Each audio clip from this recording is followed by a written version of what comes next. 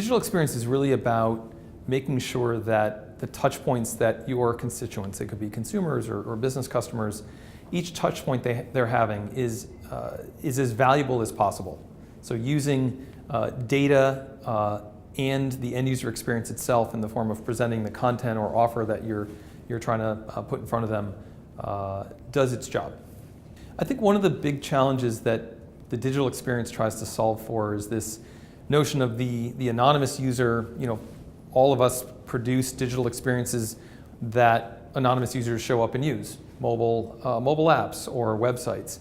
But the challenge is, how do you move those anonymous users to known users and those known users to loyal or actually to converting customers? And so that sort of chain of events are the things that a good digital experience can help to contribute to, and often represents some of the biggest levers in driving more productivity out of digital efforts. Yeah, I think digital experiences infuse everything we do, right? I think that within just a few years, most of us will have digital experiences related to our refrigerators, right? Certainly in our cars now, all cars have some form of digital experience, whether it's simply using a navigation system, but increasingly with newer cars, it takes the form of everything the car is doing.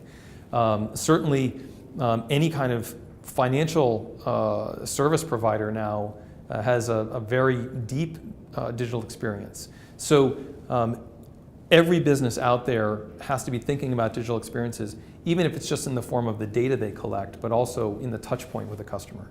I think it's partly driven by the demographics, right? If you think about high school kids or college kids or even millennials, they don't know anything other than digital experiences. So, but then at the other end of the spectrum, you know, when I think about my mother who's 78 years old, you know, she's kind of slowly bringing digital experiences into the things she's doing, whether it's banking or video on demand. You know, these are not places that she starts from a digital experience, but as soon as she uses them, she sees the value. So it's kind of interesting to see the two ends of the spectrum. With the kids, if you don't have it, you have no chance of occupying any space in their head. And with the other end of the sort of demographic and age spectrum, you know, it's a very different experience. I think a lot of times one of the big disconnects that occur in the deployment of a digital experience is we get a little bit caught up in the feature and functionality rather than creating a story that describes what the particular user is going to try to solve at that moment in time.